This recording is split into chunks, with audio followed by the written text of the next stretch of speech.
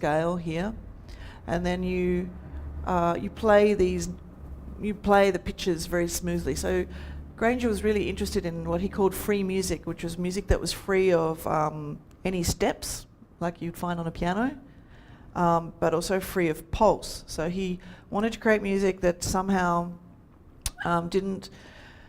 wasn't blocked into different sections like traditional music was, not harmonically, not structurally, nor rhythmically. And to make a kind of pulseless music, which he often spoke of as like the waves on top of a lake. In fact, he referred to a lake near his home in Melbourne quite often as a source of inspiration for these pieces. In fact, you look at them, they're quite wave-like. So these are lines, are pitches, and these dotted lines down here are actually dynamic markings. So that's louder and that's softer. And so I made them as dashed lines, but the same colour applies to the same colour here. So if you're the red part, that's your dynamic. So while your pitch is going up and down radically here, you're actually slowly getting louder, and then you suddenly get softer at the end.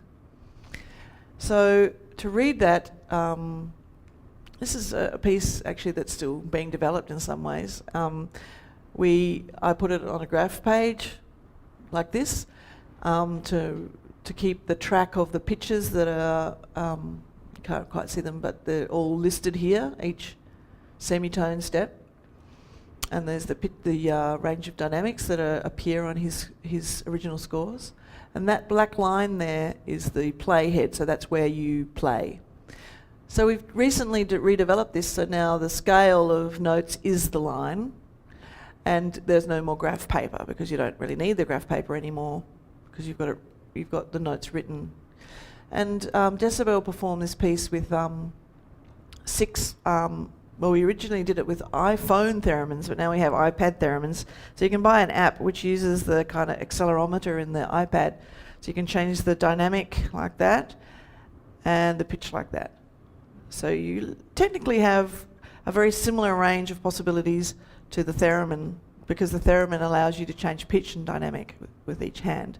The theremin is this, looks like 2 coat hangers sticking out of a piece of wood, and that was invented very closely, not long before this piece was made, and there were no theremins in Australia at the time Percy Grainger made this, but he imagined that they would be the right instruments, but he also imagined that it wouldn't be performable.